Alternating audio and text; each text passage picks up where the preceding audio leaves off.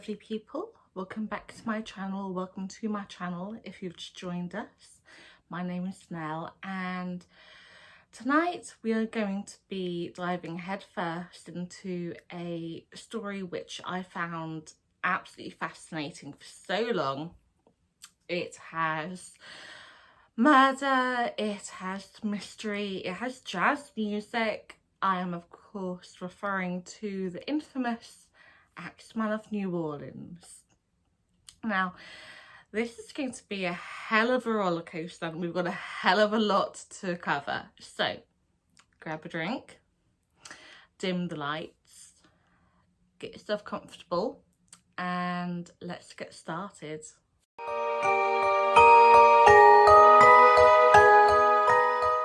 So our story begins on May 22nd, 1918, when Joseph and Catherine Maggio were discovered by their neighbours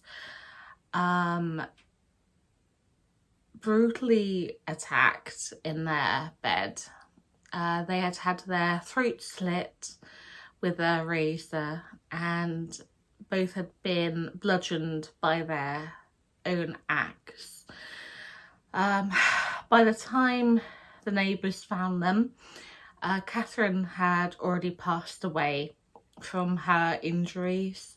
They were so bad that she was practically decapitated. Joseph was still alive by that point, but very, very barely. And unfortunately, he too passed away just moments after his neighbours found them. So the police were called and an investigation was underway. And they found a number of interesting things. First off being the back door in the Maggio residence had been chiselled apart, so that was clearly how the murderer had managed to get in. The axe was found in the bathroom along with the bloody clothes, so clearly the killer, whoever they were, felt confident enough to not only slaughter two people in their bed, but hang around long enough after the fact to then clear themselves up and change clothes. Two other things that were found was a razor, which turned out to have been the razor used to slit the throats of the Maggios, was found in the neighbour's yard. Now, something of note is that the neighbours also happened to be the brothers of Joseph Maggio, and one of those, Andrew, was a barber. And it had in fact been a razor that belonged to him that had been used in the attack. Now, obviously this then put him as a suspect in the case, and he was arrested and taken in to be questioned. But he had not only a rock solid alibi in the fact that he'd actually been out all night the previous night, as he had just been accepted into the Navy, so he was out celebrating, and he had people to back up his claim, so he had no other evidence against him other than this razor, which, you know, being a barber, really it could have come from anywhere. Like, for all we know, it could have been a razor that he had given Joseph to use, so the Axeman could well have, you know, found it in the bathroom and then used it that way and then simply discarded it on his way out. We don't really know for sure, but either way, the police had no further evidence to hold against him, so they had to let him go. The second interesting thing that they had found after that was somebody had written in chalk a few blocks away from the murder scene, "Mrs. Maggio will sit up tonight, just like Mrs. Tony." Now, upon first finding it, people were unsure what this meant. And then they did a little bit of digging. And I found this really quite interesting. In fact, in 1911, there were 4 other similar axe murders that had taken place. And all the victims had been grocers, in particular Italian grocers, I believe. And the names were Cruti, Rossetti, Scimbara and Tony. Now, whether or not these things are related in some way, we don't know. But it's a possibility that has had a lot of people, you know, debating, well, if this was the case and there is a link, then the Axeman could well have been, you know, carrying out these crimes for a lot longer than people actually realised. So all in all, you know, at this point the police really didn't have very much to go on, and the case kind of went a bit cold from there. But it didn't take long for the Axeman, as he would come to be known, to strike again. On June 27th, 1918, Louis Bessemer and his mistress, Harriet Lowe, were found by a delivery driver on the morning of the aforementioned date. Now, Louis had been a baker, and on that particular morning, obviously the driver arrived to deliver things that he would need, and usually, you know, Louis would then be there to let him in. And I think, thinking that this was a very strange thing that he didn't that particular morning, the delivery driver decided to, you know, try to gain access or find out, you know, what was going on.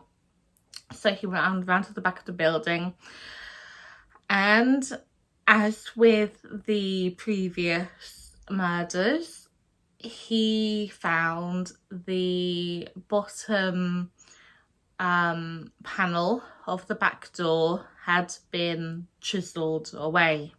So he pushed open the door and went inside, and again he found Louis and Harriet in their bed, and it was an utter bloodbath.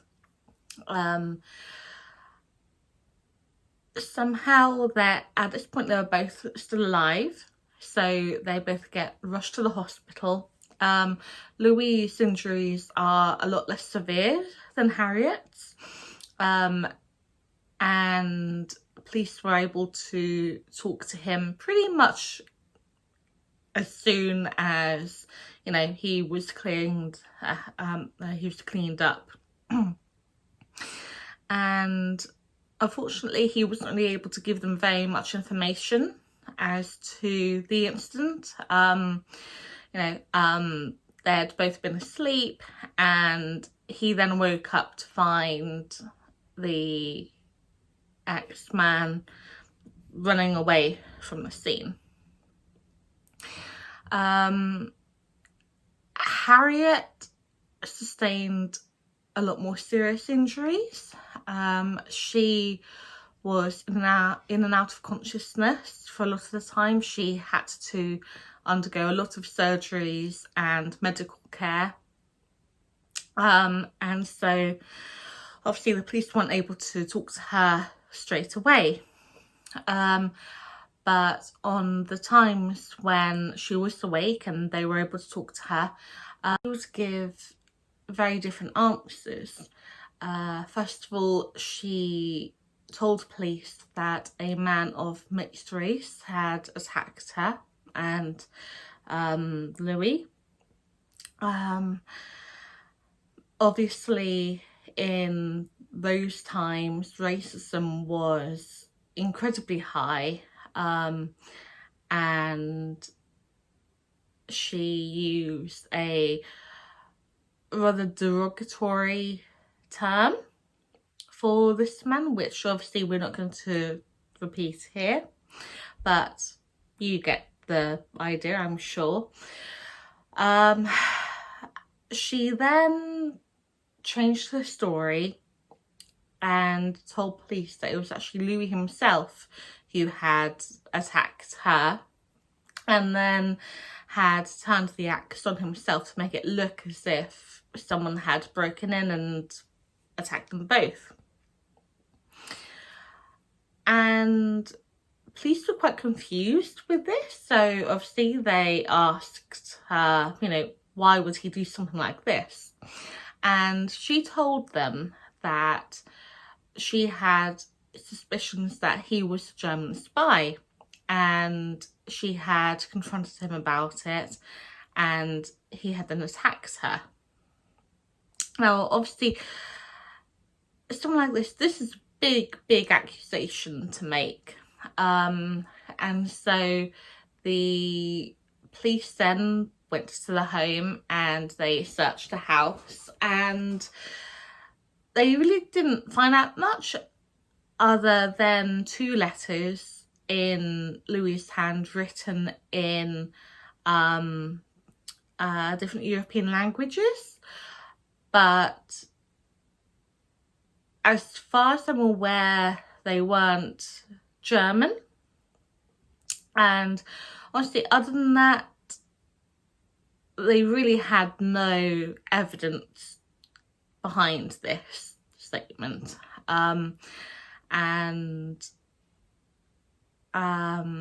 Yeah, so police were unable to, you know, hold him over this, and they were in fact actually the police who dealt with this particular piece of the case were actually demoted because of their poor handling of it. So unbeknownst to either Louis or Harriet, a man had actually been arrested at this, and he was a black man who had worked for Louis in the bakery.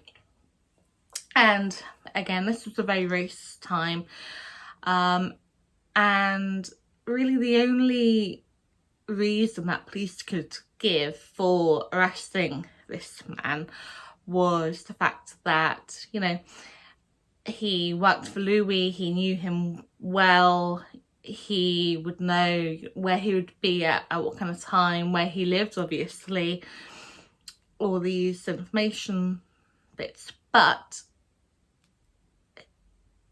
what was interesting was that they didn't arrest any of the other white workers under Louis' employ. And obviously at this point in time, they just wanted someone to arrest, and unfortunately, you know, this poor innocent man kind of fell into that because, you know, he was an easy target, basically. Luckily for him, because the police didn't find any kind of evidence linked to him or the attack, they had no choice but to let him go. But it does show just how racist a time that was back then. So unfortunately, 7 weeks after the attack, Harriet actually passed away from the injuries despite the best attempt to save her. After Harriet's death, Louis was actually arrested for her murder. and he was held for 9 months in prison, and he'd gone to trial, but it's been acquitted because they just had nothing to go on, really. And after 9 months, he was set free, and things were getting even more tense, you know, not just in the policing world, but obviously the citizens of New Orleans. You know, people were dying in their homes, in their beds, and they had absolutely no idea who it was or where the killer will strike next or when. Unfortunately, it wouldn't be too long before the Axeman would strike again. On the 5th of August 1918, Anna Schneider was found by her husband when he got home from work, absolutely covered in blood. She had injuries to her face and head. She had had teeth knocked out, but she was alive. And he got her to the hospital, and she was very lucky to have survived. Not only that, but about a week later, she actually ended up giving birth to a healthy baby girl, which I think is just absolutely incredible, really. How strong someone has to be in order to not only go through a horrendous attack, but then to be able to give birth a week later. It's just amazing. So in the police investigation, it was found that this time Anna hadn't been attacked with an axe, but what was believed to have been a heavy lamp. So what is suspected was obviously the Axeman got into the house but was unable to find an axe or a razor or anything like that, so simply used whatever he had on hand. But like I said, luckily both Anna and the baby survived, and that was it, really. Unfortunately, she had no way of really knowing who the attacker was. Like the victims who had gone before, it was mostly a case of they woke up to find someone stood over them or running away from the scene. You know, they didn't really get a good look at the face. So on August 10th, 1918, just 5 days after the attack on Anna Schneider, Joseph Amano was found by his nieces Pauline and Mary Bruno. He had been again attacked with an axe, so obviously the Axeman had then gone back to his usual way of attacking people. Again, covered in blood, still alive at that point, and he was taken to the hospital, but unfortunately died 2 days later from the injuries. So when talking to the police, Pauline and Mary were actually able to give the police a little bit of an idea of what they saw when they walked into the inquest room. So sources say that they saw a dark-skinned, heavy-set man in a dark suit and slouch hat. So again, they didn't see his face, but police then had a little bit more of an idea of at least the body type of this man. So by this point, the city of New Orleans was under complete panic. Men would stay up all night, heavily armed, to protect their families. Police would be out on patrol all night, every night, trying to at least find whoever it was who was doing this. And for a while, the attack stopped. Now, I personally think it may have been a case of, you know, the Axeman knew that his chances of being caught at this stage were very, very high.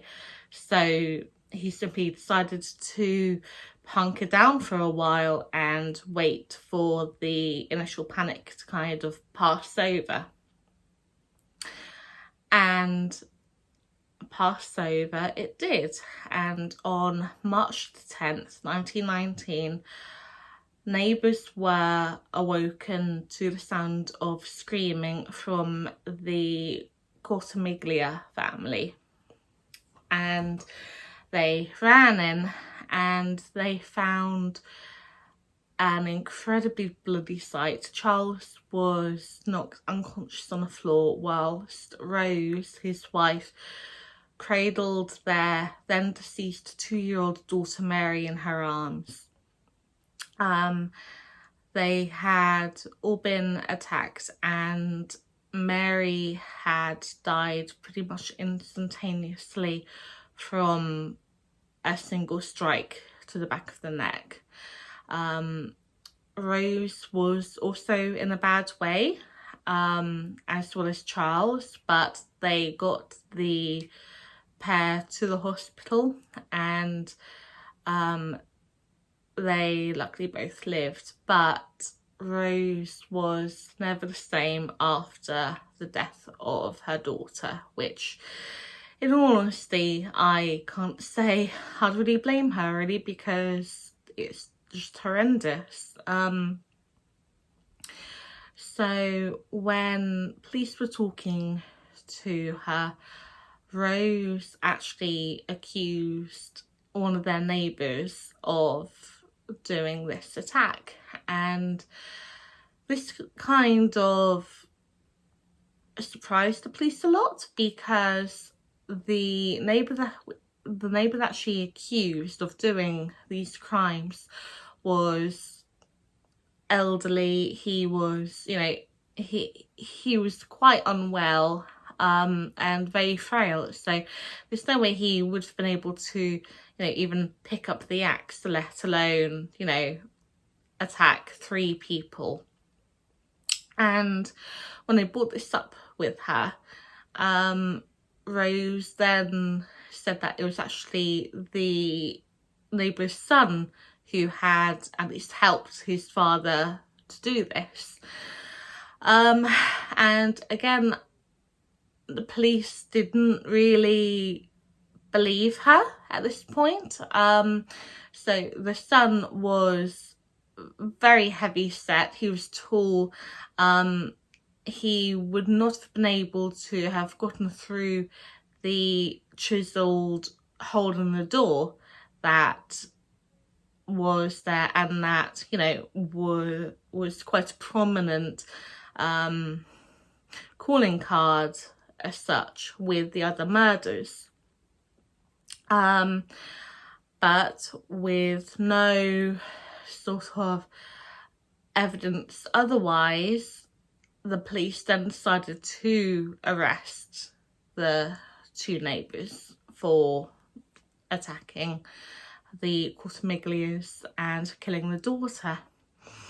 And the older neighbour was sentenced to life in prison, whilst his son was sentenced to death by hanging. So this was like their initial sort of sentencing before the trial. It was what they'd been told would have been like likely to happen.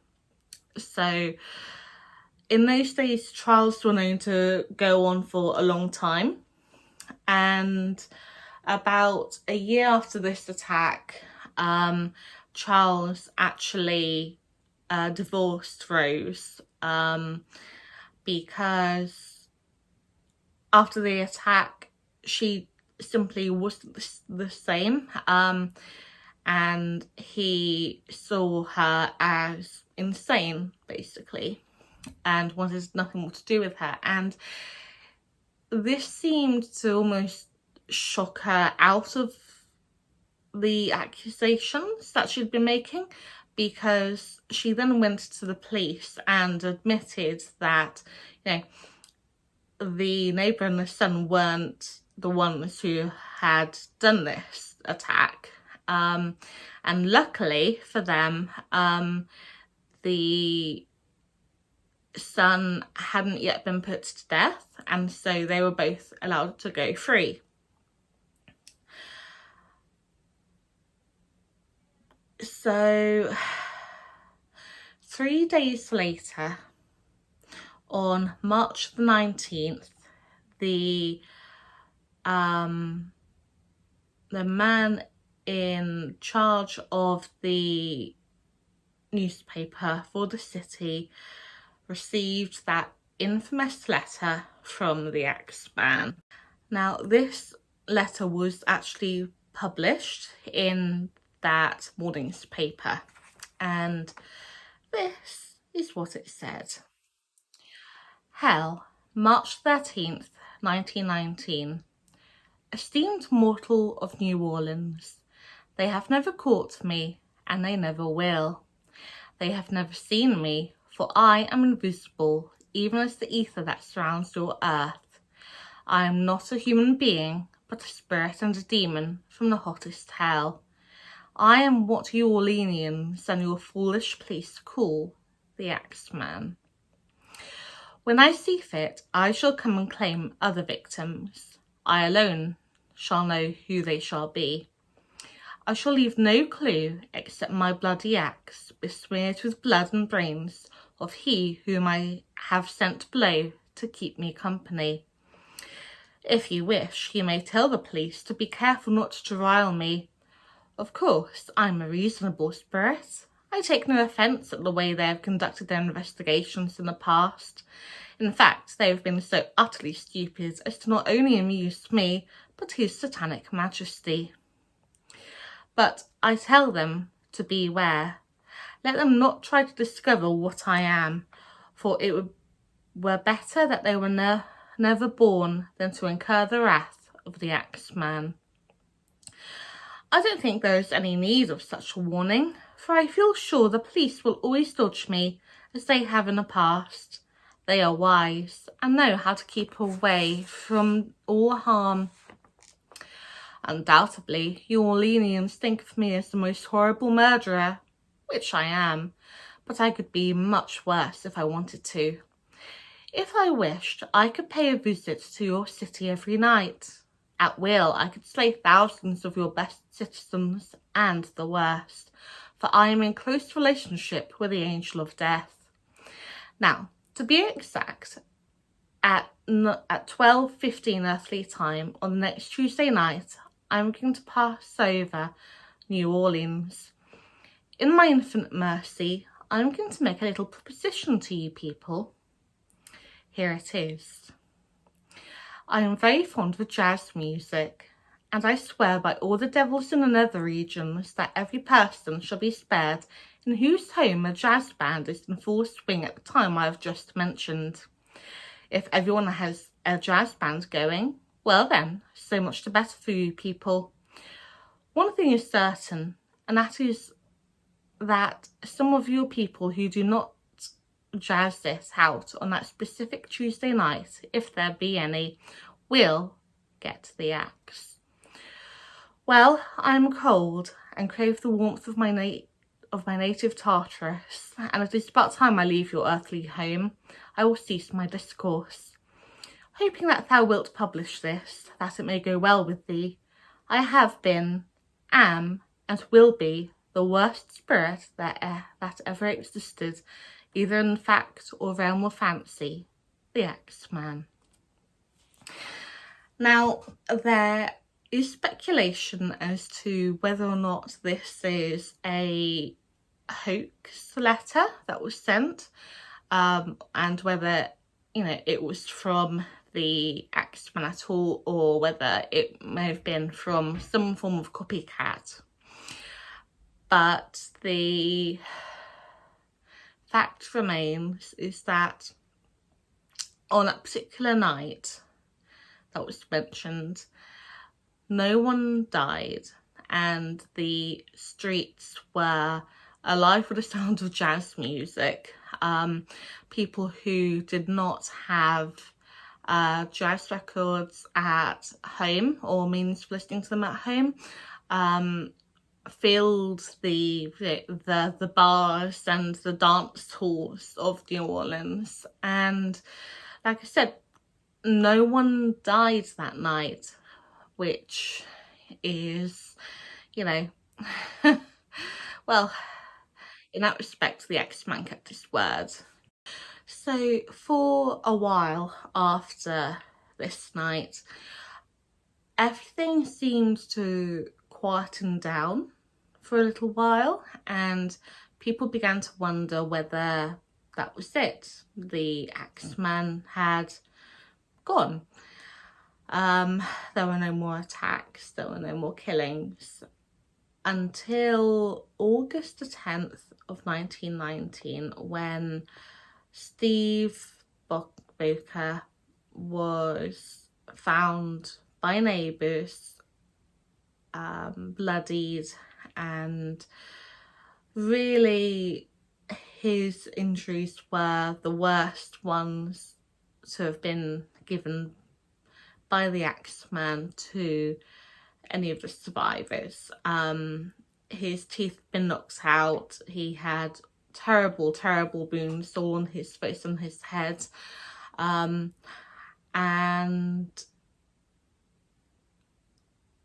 when the attack happened, he was knocked out for quite a while, and then when he woke up, he somehow managed to get himself to the neighbour's place for help, at which point he then passed out again. The fact that, you know, he'd gone through this awful attack, but then, you know, found the strength to go and find help is just incredible. And again, he actually survived the attack, but unfortunately he didn't actually remember anything from the attack. He wasn't able to tell the police anything, so once again they were at a dead end, and the trail went cold. But it wouldn't be long before another attack would take place on September 3rd, 1919. Sarah Lauman was attacked at home, and interestingly enough, the door hadn't been chiseled open like with the last ones. In fact, the Axeman had actually climbed in through an open window. Now, quite why this happened, we're not sure. All I can suggest is that, you know, he saw it open and thought that it would be easier than having to chisel his way inside. That's all the theory that I can come up with. If it was indeed the Axeman, for all we know, it could have been an entirely unrelated attack. But again, with so many points of this story, it's something that we'll never really know for sure. So Sarah actually managed to survive the attack again, and the axe that was used on her had been found on her front lawn.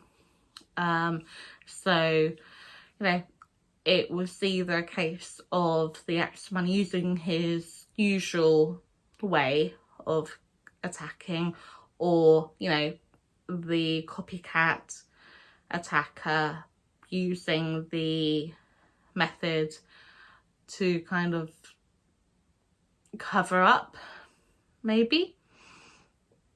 Again, we're not sure. So on October the 27th, 1919, there came the last attack that we know of that was linked to the Axeman of New Orleans. The wife of a man called Mike Pepitone heard noises coming from the bedroom and walked in, and apparently, according to sources, some sources say she saw one man, others say that she saw two, attacking Mike, her husband, and, you know, bludgeoning him with the axe, before they were able to make their escape. And there are some people who question whether or not this was an attack by the Axeman, just because Mike had been attacked so fiercely. So he had actually been struck by the axe 18 times, which is an awful lot more than any of the other victims suffered. The others suffered, you know, one, maybe two or three, but certainly not 18, which kind of makes people wonder whether it was the Axeman who had committed this, or again, a copycat. So what's also very interesting is that she said that she apparently seen two men. Now, after a little bit of investigation, it had turned out that Mike's father had killed a man some years back with apparent links to the mafia. So whether or not this was a killing from the Axeman or a revenge killing by the mafia, obviously, you know, they are a very tight-knit group, so, you know, they would almost certainly have gone after anyone who, you know, had hurt one of their own. And it would kind of make sense if there were two of them, because, you know, all the more better to overpower the person that they were going after. So, you know, yeah, that was the final killing that was in kind of any way linked to the Axeman of New Orleans. So, an interesting little bit of history here. After Mike Pepitone's death, Esther and her family moved to Los Angeles, where she married a man called Angelo Albano. And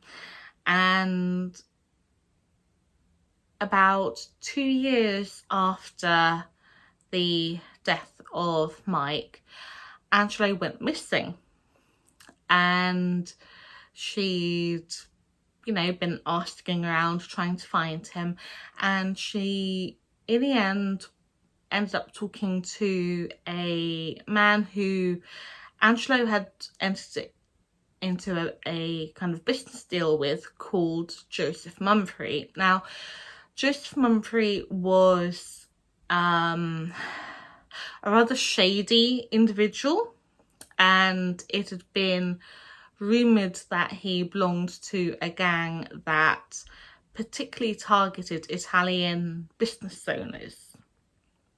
Sound familiar? And her interaction with Mumfrey was not a pleasant one. He fully admitted that he and his men had her husband, Angelo, and were basically holding him for extortion, and that apparently they would then contact her later on to discuss his freedom. So on December the 5th, Mumfrey showed up to the home and demanded $500 and all of Esther's jewellery. Now, Esther was a very clever woman. She did not panic, as I think many people probably would have. She quite calmly went to her bedroom, and instead of coming back with the money and the jewellery that Mumfrey demanded, she returned with a revolver and shot him numerous times in the head and the chest. And obviously the police were called and she was taken away. And when questioned about why she did what she did, she stated very clearly, "Because that man killed my husband." Now, at the time, Angelo, as far as anyone knew, was still alive. So the only one who she could have been talking about was her late husband, Mike. So could it have been maybe that she had recognised his killer from the 2 years previously? You know, could it have had been this Mumfrey? Well, I mean, it certainly does fit with the fact that, you know, he was involved, or apparently involved, with gangs who ultimately targeted Italian business owners. Well, grocers would obviously fall under that. So could it have been like a racially, ethnically motivated kind of motive? Again, it's all very